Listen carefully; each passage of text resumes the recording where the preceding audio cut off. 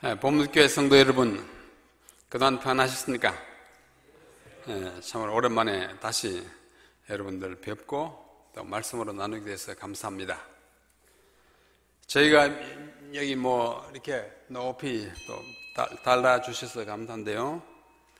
재림문인협회라고 하는 이 글쓰기를 좋아하고 읽기를 좋아하고 또 글 쓰는 것 가르치고 또 우리 성경에 있는 많은 시, 문학들을 소개하는 일을 즐겨하는 사람들이 한 동아리가 되어서 일을 시작한 지 금년이 만 20년이 되었습니다. 그래서 이 성년이 되는 이 해에 무언가 하나님 앞에, 우리가 교회 앞에 뭔가 보람 있는 일을 해야 되지 않겠나 하고 1년 전부터 준비하여 오늘 이르는데, 바로 오늘 저녁부터 내일 모레까지 이 뜻깊은 행사를 하게 됐는데, 특별히 감사하는 것은 우리 본부교회에서 이 장소를, 교회당을 사용하게 허락해 주신 것입니다. 이보다 더 좋은 장소를 어디서 얻겠습니까? 물리적으로 좋을 뿐만 아니라 영적으로 정말 우리는 굉장히 감사하고 있습니다. 담임 목사님 감사하고 장로님들 감사합니다. 그래서 우리 오늘 각각 자기 교회에 갔습니다만은 지방에 있는 우리 회원들이 오늘 여러 사람 미리 올라오셔서 저희가 마련한 숙소에서 자고 내일 모레까지 참석할 텐데, 먼저 우리 인사하는 게 옳겠죠? 우리 재림문인협회 회원들 잠깐 다 일어나십시오. 네, 우리 구장로님 부산에서 오셨죠? 하동, 하여튼 그 부근입니다. 그 다음에 우리 이교 교수님은 영천에서 오셨습니다. 저기 문막에서도 오시고, 가까이에서 온 거는 말하지 않겠습니다.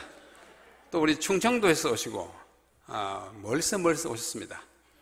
저기 또 부산에서 오시고요. 우리 감사하는 뜻에서 우리 회중을 향해서 한번 절하고 시작합시다. 네, 감사합니다.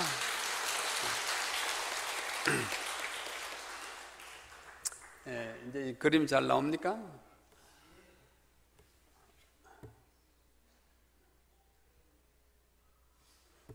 어떤 때는 이 화면이 안 나와서 아주 예배 시작이 어려울 때가 참 많은데, 지난번에는 잘 했는데 오늘도 잘 나올 점 있습니다. 감사합니다. 이렇게 왜 우리 마음처럼 좀 떨리죠? 여러 가지 떨립니다. 20주년이라는 이 감격스러운 것 때문에 떨리고, 또 이 좋은 자리에 오니까 마음이 떨리는데 잘 진행되기를 바랍니다. 다음 주에 있을 우리 본부교회 헌당식을 인하여 진심으로 축하드립니다. 그래서 이 헌당하는 이 계획이 그 주간을 앞에 두고 오늘 저희들이 이 교회당에서 예배하게 되었으니, 제가 그 모든 것들을 종합해서 오늘과 내일 2시간의 말씀의 제목은 여호와의 집에 올라가자입니다. 이 여호와의 집에 올라오는 것입니다. 이제는 전적으로 아무런 하자 없이, 구애됨이 없이 하나님께 바칠 수 있게 되기까지 기다려 오신 우리 본부교회 성도 여러분, 정말 장하십니다. 하나님의 집을 하나님께 드리기에 아무런 구애가 없도록, 아마 제가 모르긴 해도 여쭤보지 않았지만은 아마 그 다음에 경비를 다 어떻게 부담하고 이제 하시지 않았을까, 흔히 있는 예를 들면 그런 것인데 그렇지 않나 생각합니다. 정말 아름다운 교회를 이렇게 하나님께 드리게 된 여러분들을 진심으로 축하합니다. 그래서 이 재림문인협회 우리 로고 이렇게 생겼습니다. 세천사 또는 삼위의 하나님, 삼으로 이렇게 되어 있고, 전체 모양은 펜처럼 생겼죠? 그 다음에 1997년에 세워졌다, 이런 뜻으로 되어 있습니다. 먼저 본부교회 헌당을 축하하는 의미에서 제가 이걸 시랄까 시절할까 하여튼 축하의 뜻을 뭔가 글로 나타내 보고 싶어서 쓴 것이니까 먼저 축하의 뜻을 읽어드리고 말씀을 시작하겠습니다. 이게 무엇입니까? 여러분의 교회입니다. 뭐처럼 생겼습니까? 우뚝 솟은 등대처럼 보입니다. 제가 사진 기술이 없어서 또 뭐 어디 공중에 촬영할 수 없고 해가지고 연합해서 찍었는데 날씨도 그날 조금 흐려서 선명하지 않지만 여러분의 교회는 우람한 교회입니다. 등대처럼 우뚝 섰습니다. 그리고 그 맞은편에 보면 제7일 안식일 예수 재림교 한국 선교 본부가 있어요. 바로 이 본부 때문에 여러분의 교회 이름이 뭐예요? 본부교회입니다.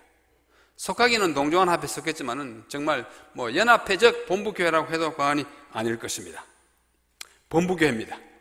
본부교회 여러분 정말 부럽습니다. 아주 우러러 보입니다.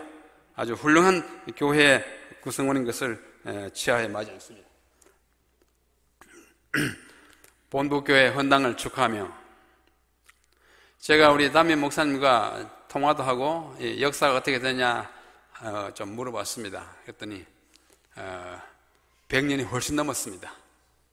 아마 그 기원을 올라가서 어디 순서에 보니까 113년이라는 것도 있고 그렇게 역사를 이렇게 복원한 것이죠. 한 세기를 훌쩍 넘긴 유구한 그대 역사, 한국교회 발상으로 고락을 같이 해온 그 이름 본부교회라 사명 또한 무겁다. 한반도의 심장을 진리의 불빛으로 수백만의 결의에게 복음의 등불로 환하게 두루어 비추줄 우뚝 솟은 등대입니다. 또 등대뿐이 아닙니다. 여러분의 교회는 방주입니다. 인생의 고해에서 표류하는 영혼들과 급류에 휩쓸려 죽어가는 이들에게 생명을 보장해주는 이 시대의 방주여, 그 등대에 기름 부어 불빛 더욱 밝게 하고 방주문 활짝 열어 누구나 타게 하여 이 땅에 주의 나라가 흥왕하게 하소서. 이런 바람을 헌당을 하는 이 교회 성도 여러분에게 드립니다. 저는 한때 학생 때 이 교회의 학생 교인이었습니다. 우리 앞에 계시는 손영종 장로님, 이 장로님 열만하신데요, 이 장로님 20대 청년 집사할 때 제 이 교회 교인입니다. 우필은 목사님, 담임 목사님 때 저 올라오다 보니까 사진이 쭉 있는데 근래 목사님들이 뭐 10몇 명 있고 그 다음에 또 조금 오래전 목사님 두 번째 보니까 우필은 김성래 목사님 쪽인데 그때 제가 이 교회에 다녔습니다. 찬양대도 했습니다. 20대 아주 초반이었죠. 그래서 또 어떤 면에 제가 다니던 또 저를 키워주던 교회에 오게 된 것을 감사합니다. 정말 방주처럼 튼튼하고 또 방주처럼 생겼고 등대처럼 우뚝 선 이 교회의 모습인 것입니다. 그래서 오늘 저녁의 제목은 교회란 무엇인가, 이거 한번 생각해 보고자 합니다. 여러분, 이 교회당을 헌당하지 않습니까? 교회가 무엇이길래 하나님께 바칩니까? 바치면 무엇이 되고 안 바치면 무엇입니까? 이 공간이 도대체 무엇이길래 정말 생각하면 그 극한 뜻을 우리는 짐작하기 어렵습니다. 그래서 시간이 매우 제한되어 있지만은 제가 시간을 넘기지 않으려고 생각합니다. 교회의 정의와 본질, 그리고 교회의 기능과 사명 나누어서 잠시 생각하려고 합니다. 먼저 우리 교회는 제7일 안식일 예수 재림교회는 아주 단단히 묶은 교리책 28개 기본 교리라고 한 책이 있습니다. 28개 기본 교리에 그 중에 한 번호는 교회에 대한 이야기를 하고 있습니다. 교회가 무엇인지를 우리에게 말해줍니다. 제가 잠시 읽겠습니다. 교회는 예수 그리스도를 주와 구주로 믿는 신자들의 공동체이다. 구약시대의 하나님의 백성들을 계승하여 우리는 세상에서 불러내신 바 되었고 예배와 친교, 말씀의 교훈과 성만찬의 거행, 온 인류를 위한 봉사와 전 세계적인 복음의 선포에 동참한다. 교회는 그의 권위를 성육신하신 말씀이신 그리스도와 기록된 말씀인 성경으로부터 받는다. 교회는 하나님의 가족이며 그분의 자녀로 입양된 교인들은 새 언약에 기초하여 살아간다. 교회는 그리스도의 몸이며 그리스도께서 친히 머리가 되신 신앙 공동체이다. 교회는 그리스도께서 그를 성결하게 하고 깨끗하게 하기 위하여 돌아가신 신부이다. 주님이 그 위에서 돌아가신 대상인 신부가 바로 교회라고 하는 것입니다. 그리스도께서 승리자로 다시 오실 때 그분은 당신의 피로 사셨고 티나 주름 잡힌 것이 없이 거룩하고 흠이 없으며 모든 시대를 통하여 충성을 다한 영광스러운 교회를 맞아 들이실 것이다. 기본 신조 11번입니다. 좀 딱딱하고 어렵지만은 교회를 정말 아주 압축되게 아주 심오한 단어들로 교회를 잘 표현한 우리 기본 교리 11번입니다. 성경에는 그리고 일반 우리 신앙 개념 가운데는 천국에 관한 표상이 여러 개 있습니다. 그 중에 가장 대표적인 걸 꽂으면 4개예요. 천국은 문자 그대로 나라입니다.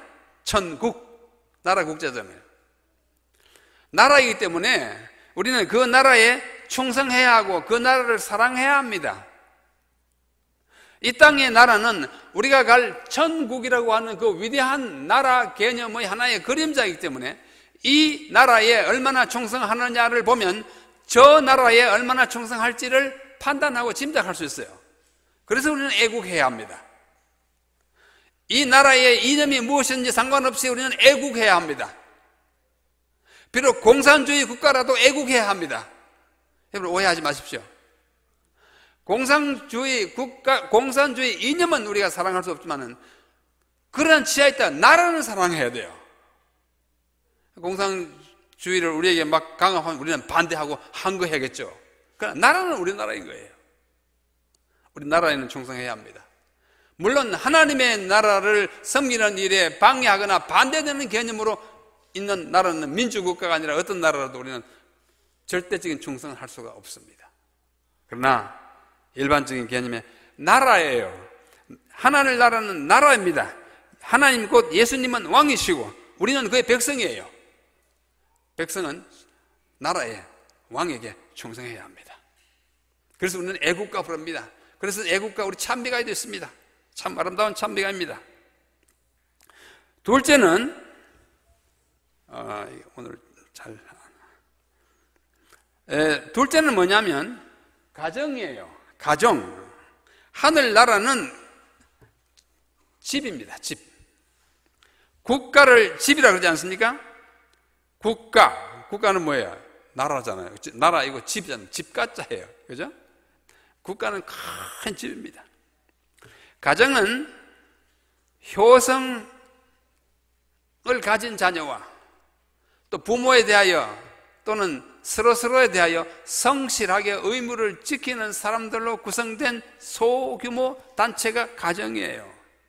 그래서 하늘나라도 가정인데 하나님과 예수님은 아버지와 남편이고 우리는 그의 자녀와 뭐예요? 아내예요. 이런 관계입니다. 그러므로 이 땅에서 자녀 노릇을 잘 하는지 안 하는지 보면 하늘나라에서 하나님 아버지를 잘 섬길지 안 섬길지를 보게 되는 거예요. 그래서 우리는 절대적으로 효도해야 합니다. 이유에 상관없어요. 아버지 어머니가 아무리 못나도 효도해야 합니다. 아무리 무식해도 효도해야 합니다. 심지어 예수님을 안 믿어도 우리는 효도는 해야 합니다. 절대적인 거예요. 근데 가장 큰 효도는 뭘까요? 부모를 그리스도께 인도하는 거예요. 셋째는 천국은 교회입니다. 교회는 우리가 어떻게 해야 할 대상이고 하니 헌신하고 봉사해야 할 대상이에요.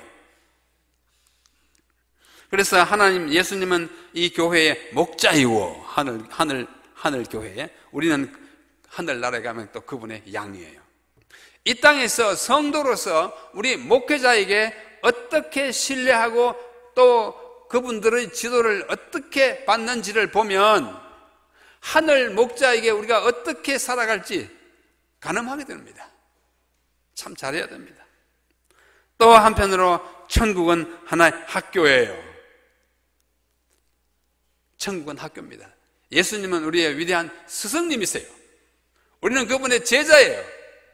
이 땅에 있는 우리 스승들에게 얼마나 신실하게 순종하고 존경하는지를 보면 예수 선생님에게 우리가 어떻게 잘 따라갈지를 보게 되는 거예요. 네, 다른 개념이 있습니다만 오늘 저녁에 천국은 이 네 가지 개념 중에서도 세 번째 뭐예요? 교회예요. 여러분의 교회예요. 본부교회예요.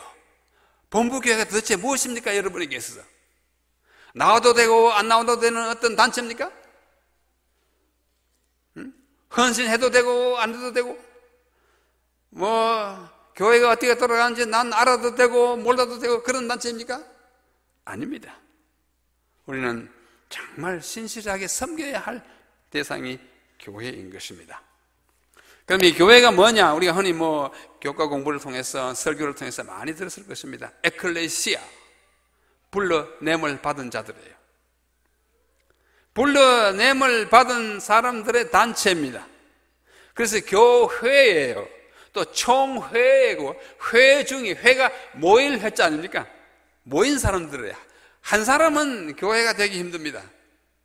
두 사람 이상이 되는 것입니다. 이 교회라는 단어가 우리말 성경에 신약에 115번 사용됐습니다.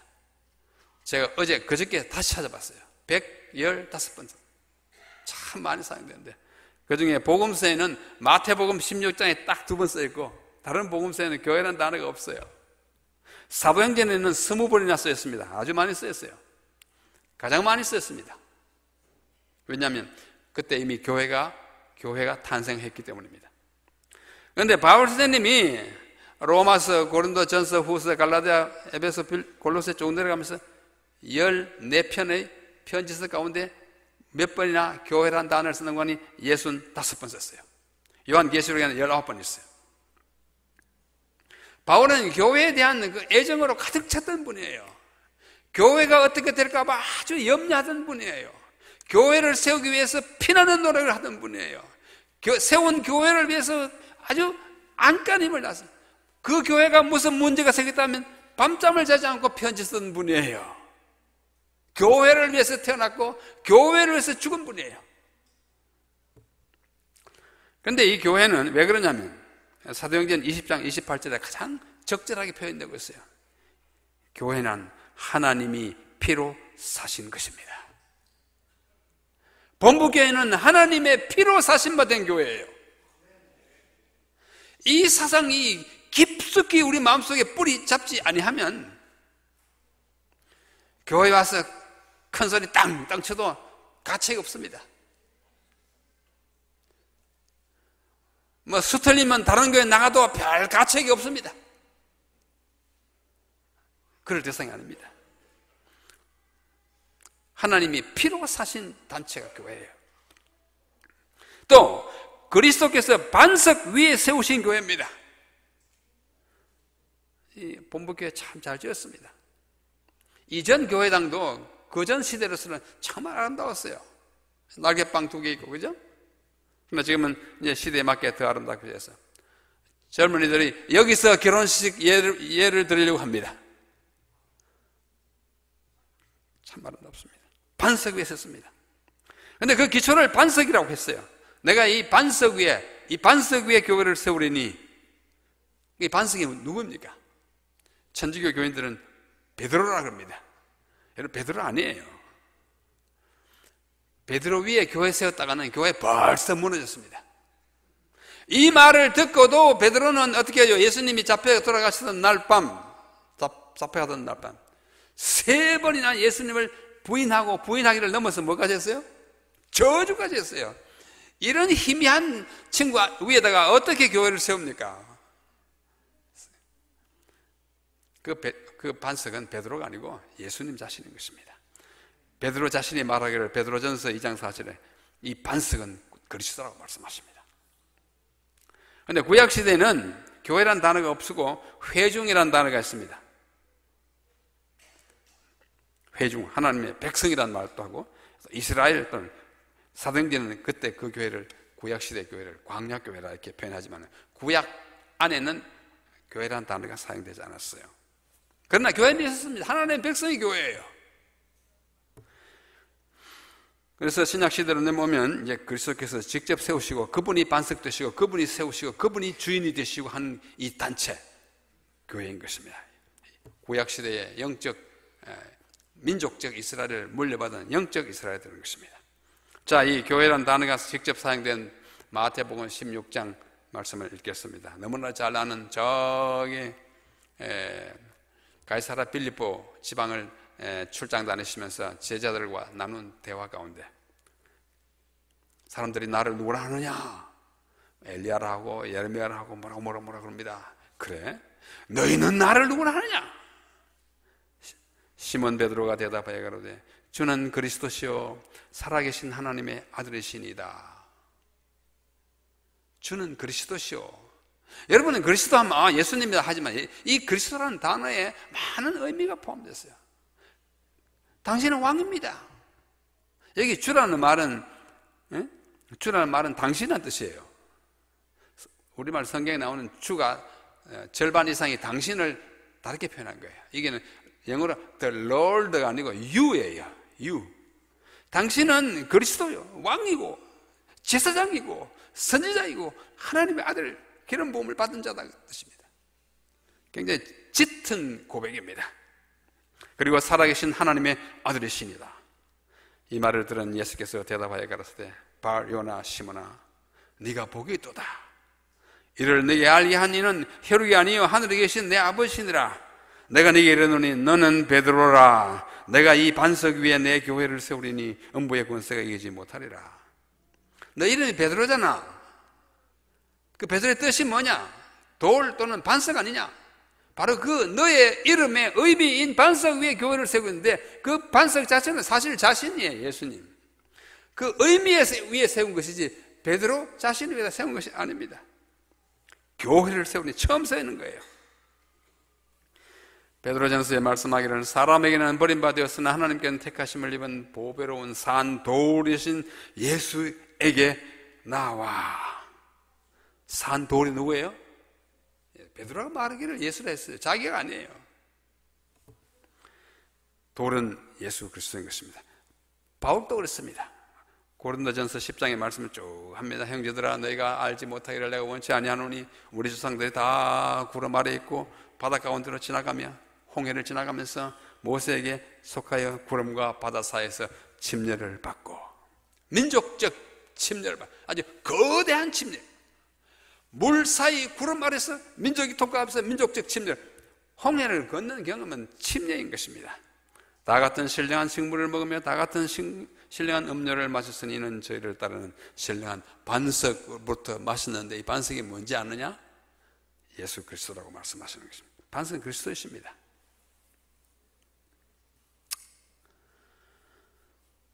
자, 바울의 교회. 바울이 교회라는 단어를 많이 썼어요. 그런데 지금부터 어떤 경우에 어떤 의미로 썼는지 한번 참 살펴봄으로써 교회의 의미를 생각하려고 합니다. 여러분 정말 오늘 교회에 대한 개념을 새롭게 하시기를 바라는 희망과 함께 읽어드리는 것입니다. 고린도전서 1장 2절. 여러분 고린도 교회 어떤 교회입니까? 본부 교회 같이 좋은 교회입니까? 아니에요. 고린도 교회에 가장 문제가 많았어요. 무슨 문제가 많았습니까? 1장부터 문제가 쫙 나와요. 나는 바울파다, 나는 아볼로파다, 나는 게바파다, 나는 예수 사색 당파가 있던 교회입니다. 또 무슨 교회? 들은 어떤 사람은 막 법에다 고소해가지고 재판소 자기 교회 교인을 데리고 재판소 가던 사람이 있던 교회예요. 문제투성이 교회였어요. 또 어떤 사람은 아버지의 그 후처를 성적 폭행을 한 아들이 있던 아주 나쁜 아들이 있던 교회예요. 그 사람들을 고치기 위해서 쓰는 편지가 고린도전서예요. 또 어떤 사람은 뭐 방언한다고 난리를 쳐요. 문제 많은 교회 편지하면서 뭐라 그런지 아세요? 고린도에 있는 하나님의 교회. 누구의 교회예요? 하나님의 교회예요. 말썽 많은 교회 아니에요. 말썽 많아도 누구의 교회예요? 하나님의 교회예요. 곧 그리스도 예수 안에서 거룩하여지고 성도라 부르심을 입은 자들, 그래서 성도예요. 여러분의 교회에 나오는 어떤 사람이 조금 영적으로 뒤처져 있다고 해가지고 죄인이라고 손가락질 하지 마십시오. 주님은 말씀하기를 여전히 성도라 그럽니다. 성도입니다. 문제 많은 교회의 교인들도 성도입니다, 여러분. 그분들도 하나님의 교회입니다. 이 개념 바로잡지 아니하면 튕겨나가기 쉽습니다. 정죄하기 쉽습니다. 교회가 뭐 이래 이따위야 하기가 쉽습니다. 교회 다음에 이따위 이래 이런 말은 절대 붙어서는 안 됩니다. 골로새서에 이렇게 말씀하십니다. 그는 몸인 교회의 머리야. 교회는 몸이고 그분은 머리예요. 골로새에도 문제가 많았어요. 여러 가지 문제 많았지 않습니까? 골로새 1장, 2장, 3장, 4장 짧지만 그게 문제이기 때문에 편지하는 거예요. 그런데 그것도 뭐예요? 머리인 주님의 몸이 골로새 교회입니다.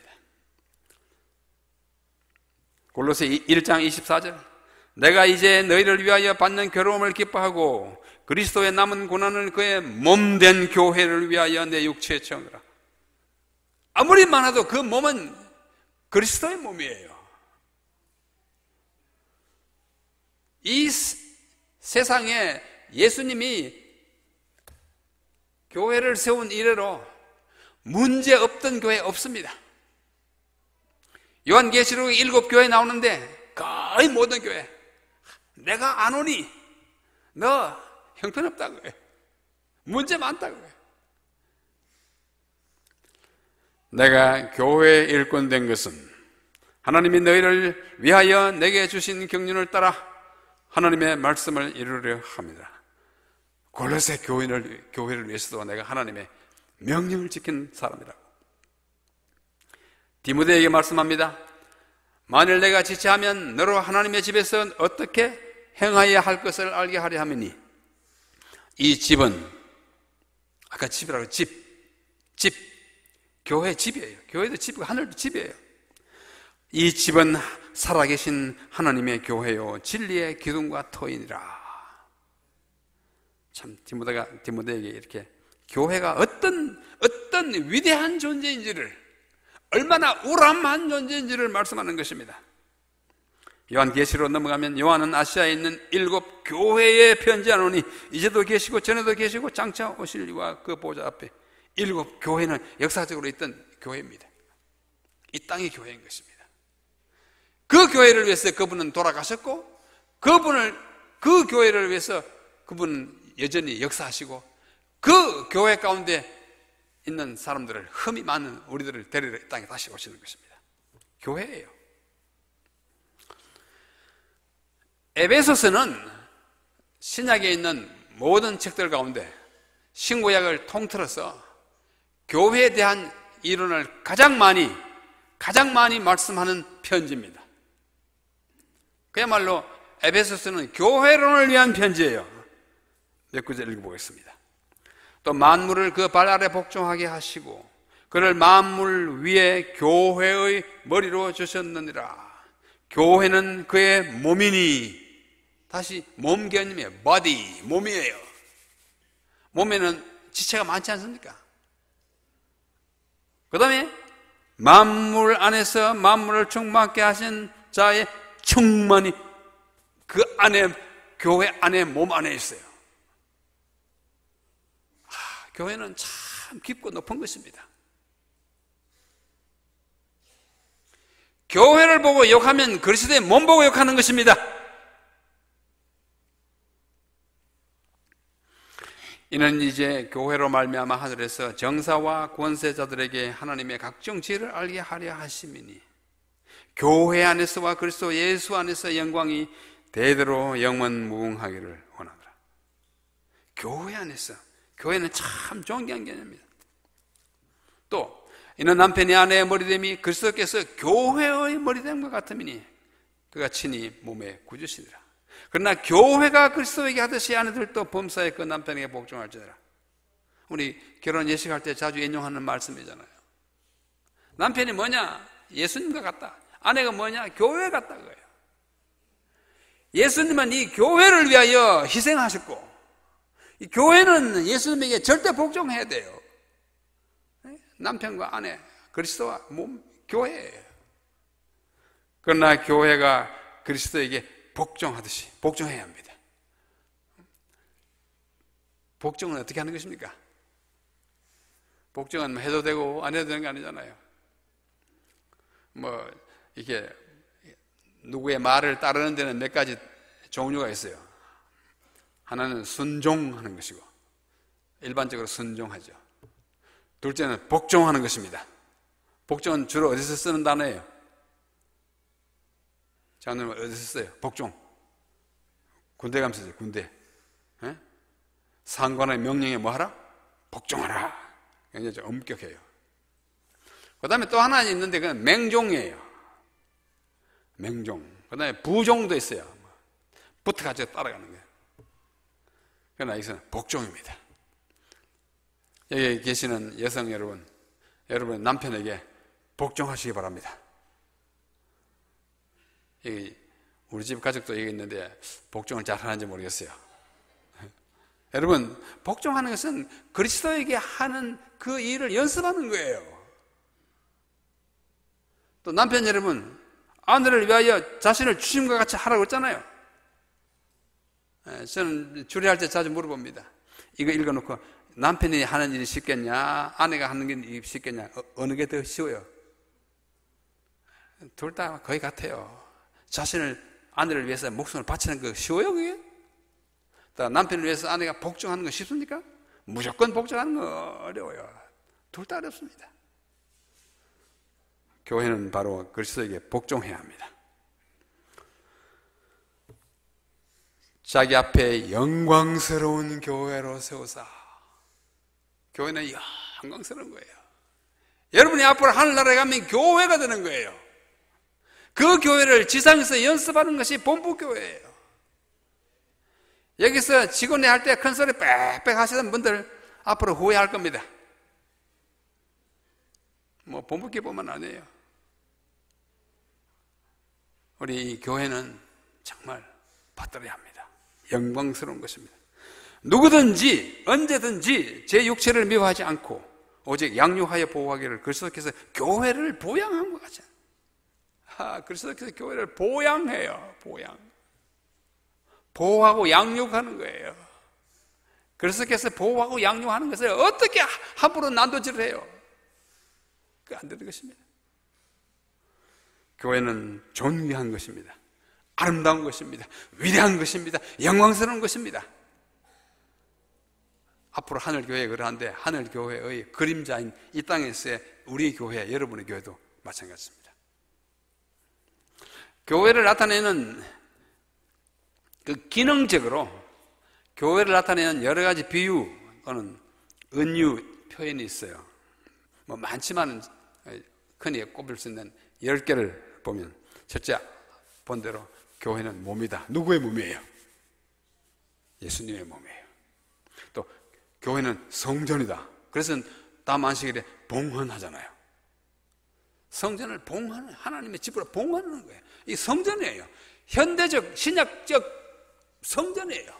구약 당시의 성소의 그 의미를 전승한 거예요. 똑같지는 않지만 그 의미는 그대로 전승했습니다. 세 번째, 교회는 뭐예요? 신부예요. 신부. 아름답죠. 또 남편이 사랑하는 대상이잖아요. 신랑이 사랑하는 대상이에요. 교회는 신부예요. 근데 신랑이 예수님이에요. 그 다음에 이 교회를 자꾸 예루살렘이라 그럽니다.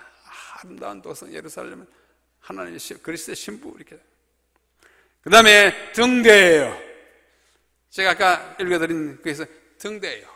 불을 환하게 밝혀서 사람들의 갈 곳을 또 위험한 곳을 밝혀주는 불빛 집이에요. 여섯 번째, 방주입니다. 타야 하는 거예요. 황제는 장식품이 아닙니다. 박물관에 갖다 놓을 어떤 물품이 아니에요. 사람이 타야 하는 것입니다. 그래야 안 죽습니다. 7번째는 우리. 그 다음에 8번째는 군대라고 돼요. 왜? 마귀와 함께 대항하여 싸우는 집단이에요. 교회는 세워진 이후로 지금까지 계속해서 싸웁니다. 그래서 현세의 교회를 투쟁교회라 그럽니다. 밑에 있죠? 투쟁교회. The church militant. militant라는 말은 투쟁한다는 뜻입니다. military 군대잖아요. 군대교회예요. The church militant. 투쟁교회입니다. 이 지상의 현세교회. 끊임없이, 마귀는 끊임없이 이 교회를 깨뜨리려고 하기 때문에 싸워야 하는 것입니다. 그런데 앞으로 갈 우리 교회는 이제는 개선교회, 승리교회예요. The church triumphant. 개선한 교회입니다. 신학 용어이지만은 흔히 알 수 있는 군대입니다. 그래서 우리 찬미하지 않습니까? 믿는 사람들아 뭐 같으니? 군병 같으니. 군병이에요. 그리스도의 군병이에요. 우리의 대장 예수님이에요. 마귀와 싸웁니다. 그리고 교회는 가족이에요. 오늘 그 장로 또 보기 싫어서 교회 또 어떻게 가지? 가기 싫으면 오지 말라죠. 그런 생각 좋은 대로 안 됩니다. 혹 언짢은 일이 있다 하더라도 얼른 가서 아이고 지난주에 내 참 잘못했다고 어서 후회하고 회개하고 사과하고 그 집사 오늘 참 또 만나야지 기쁜 마음으로 교회의 발걸음을 재촉하는 그런 가족 같은 교회. 그래야 천국 가기 무난합니다. 가족이에요. 그 다음 조금 전에 읽었던 디모데서에 있는 말씀처럼 진리의 기둥과 기초입니다. 진리가 여기서 우러나는 것입니다. 진리를 여기서 배우는 것입니다. 구원의 진리를 여기서 배우는 거예요. 정말 교회는 우리에게 어떤 것인지를 가르쳐주기 위하여 많은 은유적 표현들을 쓰고 있어요. 그런데 그것을 다 종합하면 뭐 하는 것이냐? 첫 번째, 예배하고 권면하는 것이에요. 우리 이게 뭐하러 모입니까? 오늘 또 뭐하러 모였습니까? 남 목사라고 하는 친구가 와서 하는 강연 들으러 오셨습니까? 제 강연 별거 없어요. 영적으로 갈구함이 없으면 황금 같은 연설을 해도 소용없습니다. 여러분, 예배가 무엇입니까? 예배가 뭐 하는 거예요? 저는 예배를 정의하기를 하나님의 얼굴을 보면서 그분의 얼굴에서 나오는 광채를 쬐는 것이다, 그렇게 이야기하기를 좋아합니다. 쬐는 거예요. 예배는 하나님 앞에 나오는 것입니다. 하나님의 말씀을 듣는 것입니다. 저를 통해서 제시되고 전달되는 말씀을 하나님의 말씀으로 들어주는 아량이 있고 배려가 있어야 예배가 되지. 저 친구 오늘 뭔 얘기 하나 하고 오면 그 예배 아니에요. 오늘 저 사람을 통해서 하나님이 나에게 무엇을 말씀하실까? 육안으로는 배울 수 없지만 하나님께서 여기 계시는 하나님의 집, 그 집에서 하나님께서 주시는 광채를 받고 그분의 얼굴에서 나오는 거룩함의 광채를 내 몸에 쬐고 가는 것, 이게 예배예요. 하나님의 임재 앞에 나오는 것이 아니면 예배가 아니에요. 모세가 시내산 올라갔죠? 며칠 동안 있었어요? 40일 동안. 그것도 2번이나. 두 번째 올라갔다 내려올 때는 얼굴에 광채가 하도 나가지고 어떻게 했어요? 수건을 덮어 쓰고 내려왔어요. 왜? 얼굴에 광채가 너무 나니까 사람들이 볼 수가 없어서 덮어 쓰고 왔어요. 왜 광채 났어요? 하나님 앞에서 거룩한 광채를 막 쬐니까 이 끝풀에 광채가 묻어가지고 확. 여러분, 오늘도 이 거룩한 광채를 쬐고 가시기를 바랍니다. 내일 또 하나님의 거룩한 광채를 쬐고 가시기 바랍니다. 내일 아침 오실 때요, 세수 잘 하시고 그 광채가 내 피부로, 이 땀구멍으로, 세포구멍으로 막 들어가도록 좀 기도하고 준비하고 오시기 바랍니다. 그러나 내일 아침 9시 반부터 아마 특별 선서 쓸 거예요. 12시 넘어까지 다 정말 빛을 쫙 쬐고 나가실 때는 어떻게 일이 생겨야 되는 거 아니? 옆에 사람 딱 보면 얼굴이 환하게 빛나야 돼요. 9시 반부터 12시간, 2시간 반 동안 이렇게 쬐다가 나가면서도 아무 쬐는 흔적도 없으면 그 예배 헛한 거예요. 예배 헛한 겁니다. 여러분, 왜 어릴 때 겨울에 교회 가면 그 연탄 난로 빨간 거 있지 않습니까? 그 빨간 거 막 쬐면 그동안에 하다가 쬐면 얼굴이 다시 빨개지면 그 다음에 밖에 나가가지고 한 시간 동안 뛰어나도 추위를 느끼지 않던 그 쬐는 얼굴, 열이 내 얼굴에 배인 얼굴, 쬐인 얼굴이에요. 예배는 거룩함을 쬐는 시간이에요. 그래서 뭐 같이 예배한 가족이 아니고 집에 있는 가족 같으면 집에 가면 그 얼굴에서 비치는 광채로 말미암아 집에 있던 가족이 우리 아빠 얼굴이 환해졌다. 그 다음 월요일에 직장에 가면 옆에 있던 동료가 뭐라 그러대요? 어이, 김 선생, 자네 어디 갔다 왔어? 어디 갔다 오기는 어디 갔다 와? 아니, 지난 주말에 어디 갔다 온 것 같은데? 아니, 갔다 왔잖아. 왜? 얼굴이 달라졌잖아. 왜 어떻게 달라졌지? 얼굴이 환한데 어디 갔다 왔어? 나 재림교회 본부교회 갔다 왔어. 이래야 합니다. 그래서 그 얼굴이 그 내적 변화와 성화를 반사해야 이게 성화예요. 예배 마치고 가면서 앞에 여기 우리 본부교회 앞에는 차가 쌩쌩 지나가는데 막 갈라 그러는데 쌩 지나면 예배 헛하고 가는 거예요. 집에 가서 자녀가 뭘 하면 막 큰 소리 해적이고. 예배 한 자는 그렇게 하면 안 됩니다. 얼굴에서 광채가 나와야 합니다. 예배하는 장소가 어디요? 교회예요. 장로가 된 지 30년이 돼도 여전히 꼬장꼬장한 분들, 예수님 참 처치곤란할 겁니다. 지옥 보내기도 아깝고 천국 보내기도. 그래서 연옥이 있는지 모르겠어요. 그 엉터리 같은 연옥이 얘기. 둘째는 친교, 그리스도는 친교하는 거예요. 우리 근래 한 20년 전부터 팟락 많이 하는데 그게 참 좋은 것 같아요. 예배 시간에는 조금 엄숙해서 뭐 대화도 못 나누나. 지하철에 가서 밥 하면서 참 잘 지냈나 그러고. 근데 문제는 여기서는 별로 안 기쁘다가 거기 가면 너무 기쁜 거예요. 거기 기쁜 게 나쁜 건 아닌데 여기서 내적인 기쁨이 있어야 돼요. 여러분 지금 기쁘십니까? 진짜예요? 얼굴 보니 좀 그런 것 같으네요.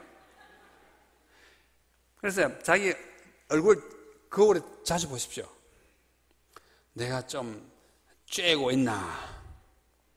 표시가 잘 안 나거든. 아침에 교회 할 때 웃는 연습을 많이 하고 오세요. 표정 관리 좀 하고 오십시오. 그것도 도움이 돼요. 친교를 참 잘해야 합니다. 그 다음에 셋째는 성경 말씀을 가르치는 것입니다. 이 교회의 헌당의 목적이 말씀을 가르치기 위한 집으로 쓴다고 하는 것입니다. 거룩한 예식들을 행합니다. 여러 가지 예식이 있지 않습니까? 그 다음에 이 교회는 전 세계적인 복음을 선포하기 위한, 그래서 헌금하는 거예요. 헌금 하나님이 뭐 수제 만나가지고 드리는 거 아니잖아요. 하나님이 돈 없어가지고 어디 뭐 구제하는 거 아니잖아요. 정말 하나님이 온 우주를 가지셨을지라도 선교한 자금은 사람들을 통해서 해서 우리가 어떻게 해요? 변화되어 가는 것을 목적하는 것입니다. 이 여러 가지 중에서 제가 오늘 이번 주말에 특별히 강조하고자 하는 양대 기능은 등대와 방주입니다. 이 본부교회 정말 등대 되기를 바랍니다. 높은 십자가처럼 거기서 빛이 널리 펴서 온 서울 장안에 있는 사람들이 어디로 가야 할지 모르는 그 사람들에게 빛을 전해주는 위대한 등대가 되기를 간절히 바랍니다. 안내해야 합니다. 그 다음에 방주입니다. 구원의 방주입니다. 타야 합니다. 타도록 끌어줘야 합니다. 문을 열어야 합니다. 방주 문 딱 닫아놓고 요 헤매는 사람들 중에 어느 집 누구 건질까 이런 거 하지 마십시오. 누구든지 우선 타고 보는 거예요. 타고 보는 거예요. 여러분, 부조와 선자에 있는 홍수장을 보십시오. 참, 그 막 물 막 휩쓸려 가지 않습니까? 골라 태우면 안 돼요. 살고자 하는 자는 누구나 태워야 합니다. 누구나 태워야 합니다. 보호해야 합니다. 시간이 다가기 때문에 말씀을 더 계속하지는 않겠습니다만, 사도행전이라고 하는 책은요 정말 귀한 책이에요. 뭐 시대의 소망도 좋고 다 좋은 책이지만 교회에 관한 사도행전이라는 책만큼 좋은 책이 없어요. 그 제1 첫째 장 이름이 뭐냐 하면 교회에 대한 하나님의 목적이에요. 마지막 장 58장의 제목이 뭐냐 하면 승리한 교회예요. The Church Triumphant, Victorious Church, 승리한 교회예요. 그러니까 사도행전은 그 장, 챕터 이름에 관한 한 무엇으로 시작해서 무엇으로 끝나요? 보니까 1장은 교회를 시작하고 마지막 장은 교회를 끝나니까 교회에서 시작해 교회를 끝나요. 그 우연이 아니라고 생각합니다. 교회예요. 그게 진짜 뭐 주옥 같은 구절들이 참 많습니다. 교회는 사람을 구원하기 위해서 하나님께 세우신 기관이다. 교회는 봉사를 위하여 조직되었으므로 그 사명은 온 세계에 복음을 전하는 것이다. 태초부터 하나님은 당신의 교회를 통하여 당신의 충만함을 교회는 그리스도의 풍성한 은혜의 보고이고 전국에는 교회를 통하여 하늘에 있는 통치자들, 성경에는 교회에 대한 놀라운 약속들이 많이 있다. 교회는 반역한 세상에서 하나님이 보유하고 계시는 당신의 요새요 도피성이다. 내가 여기서 혼자 도피성에 딱 있겠다 이랬으면 큰일 납니다. 교회에 대한 어떠한 배신이든지, 교회에 대한 어떠한 배신이든지 그것은 당신의 독생자의 피로 인류를 사신 하나님께 대한 반역이다.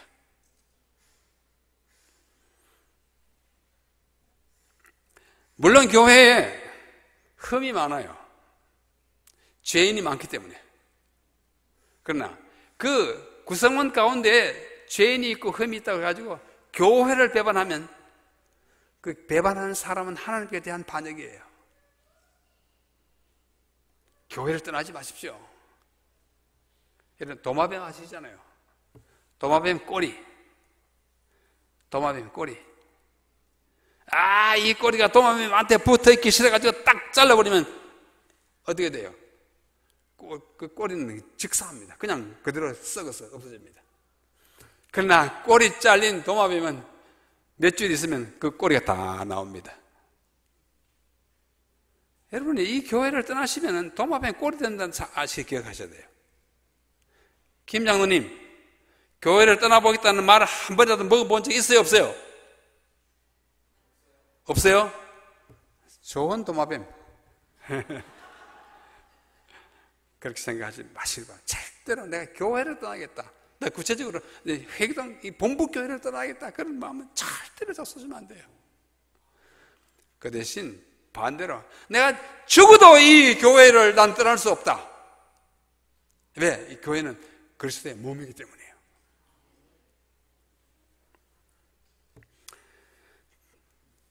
사도행전 12장 12페이지요. 이게 참 귀중한데 많이 인용해요. 저와 함께 한번 읽어보실랍니까? 시작. 비록 약하고 결함이 있어 보이나 교회는 하나님께서 특별한 의미에 있어서 당신의 최고의 관심을 쏟으시는 대상이다. 그럼 우리도 최고의 관심의 대상에다가 교회를 둬야 돼요. 그 교회가 흠이 있다 했어요? 없다 했어요? 약하고 결함이 있어요. 병원에는 성한 사람이 가는지 않습니다. 극단적으로 말하면 교회도 성한 사람 가는 거 아니에요. 우리가 다 영적으로 환자이기 때문에 가는 거예요. 환자이기 때문에 교회와 같은 병원이 필요한 거예요.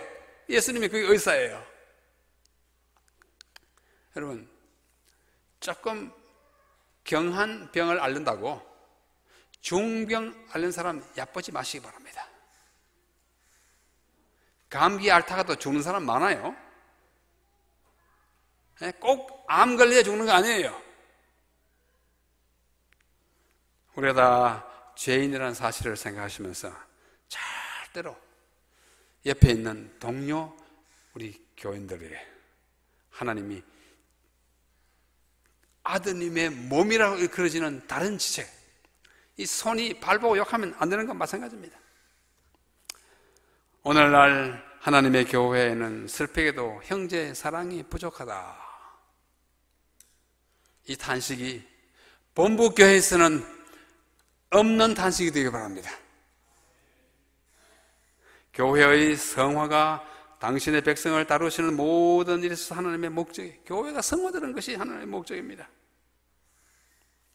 그리스도께서 교회에게 한 거룩한 임무를 맡기셨다. 교회는 특별한 사업을 하도록 그분께서 능력을 받아 진리를 선포한 하나님의 기관이다. 자, 이 교회는 정말 중요한 것입니다. 교회는 회의, 모임이에요. 또 몸이에요. 공동체예요. 몸에 어디 몸뚱이 뿌립니까? 다 붙었잖아요. 이 보십시오. 참 손가락이 참 희한하게, 이 다 각기 그 구실을 해야 돼요. 이 귀도 이게 참 희한하잖아요. 몸에서 분리된 지체는 기능을 발휘하지 못하고 각 지체는 독립해서는 무엇도 할 수 없습니다. 마찬가지로 교회는 몸으로서 존재하고 전체가 하나의 유기적인 존재로서 어울려야 하는 것입니다. 교회는 축구팀과도 같습니다. 팀이 없는 축구선수는 동네 축구선수입니다. 축구선수 출전도 할 수 없고 선수로서 활동할 수 없고 팀워크 해야 합니다. 여러분이 본부교회 팀워크에 본부교회 헌당에 점하여 잠시 생각해 보시기를 바랍니다. 나는 교회의 의미와 중요성에 관하여 얼마나 알고 있으며 교회를 위하여 한 일은 뭔가? 다음 주에 헌당하잖아요. 헌당이 여러분에게 무슨 의미를 가집니까? 헌당한 거, 안 한 거하고 한 거하고 무슨 상관이 있습니까? 왜 이번 주일 내내 집회하지 않습니까? 왜 합니까? 찬양 때 특별히 하지 않습니까? 왜 합니까? 특별한 의미 있어요. 나는 하나님의 교회의 교인으로서 교회를 세워주는 예수님에게 얼마나 감사하고 있는가. 여러분 감사해야 합니다. 가장 감사해야 할 재림교회는 우리 본부교회 재림교회이에요. 아까 서두에도 말씀드리지 않습니까? 나는 교회의 질서를 존중하며 교회의 지도자들을 존경하고 교회의 결정을 준수하는가. 전도회를 해도 너끼리나 해라. 이러면 안 된다니까요. 수석장로 나와가지고 간절히 호소하고 광고하는데 듣지도 않아. 그건 안 됩니다. 교회 지도자, 목회자들과 장로님들 존중해야 합니다. 나는 뿌리 깊은 역사를 가진 본부교회의 직원으로서 내가 맡은 직분을 충실히 감당하고 있는가 생각하면서 한 주일 보내시고 내일 함께 우리 또 만나서 예배 드리게 되기를 바랍니다. 우리 존경하는 성도 여러분, 특별히 본부교회 사랑하는 성도 여러분, 진심으로 이 교회는 진짜 본부교회가 되어야 합니다. 한국의 하나의 샘플이 되어야 합니다. 가장 아름다운 모양뿐만 아니고 내적으로 그 조직이 정말 하나님께 간합되는 위대한 교회가 되어야 합니다. 이런 교회가 되도록 저희들은 기도할 것이며 또 이번 주말을 우리 재림문의협회와 함께 보내는 것을 감사하게 생각하면서 이 교회가 헌당됨으로 말미암아 여러분이 하늘에 더 가까워지고 하나님은 더 큰 영광을 받으시고 마침내 이 교회가 등대와 방주로서의 그 역할을 잘 감당함으로써 이 서울 장안에 있는 더 많은 사람들이 이 등대를 통하여 진리의 길을 찾고 이 방주를 통하여 생명의 구원을 얻도록 그런 위대한 역사가 일어나기를 간절히 바라면서 말씀을 드리겠습니다. 이 땅에 죄인들을 찾아 태워 구원하기 위해 방주 같은 교회를 세워주신 우리 하나님 참으로 감사합니다. 혼미한 세상, 이 고해와 같은 이 인생 바다에 어떻게 하면 생명을 유지할 수 있을지 알 수 없을 때 이 캄캄한 바다에 등대 같은 교회를 세워주신 우리 하나님 감사합니다. 특별히 본부 교회를 세워주신 주님의 은혜를 감사합니다. 이제 두 번째 이 큰 성당을 지어서 이 성전을 지어서 이제 헌당하는 자리에 이르도록 축복하신 하나님께 감사하며 이번 한 주간 말씀으로 준비할 때 모든 성도들이 심령에 큰 축복을 누리게 하시고 이것이 주님의 집으로 거룩하게 영광스럽게 봉헌되게 하여 주시옵소서. 이 교회의 기초가 되시며 이 교회의 주인이 되시며 몸된 이 교회의 머리가 되신 우리 주님, 우리를 사랑하시되 끝까지 붙드시고 인도해 주시옵기를 우리 구주 예수님의 이름으로 간절히 기도하옵나이다. 아멘.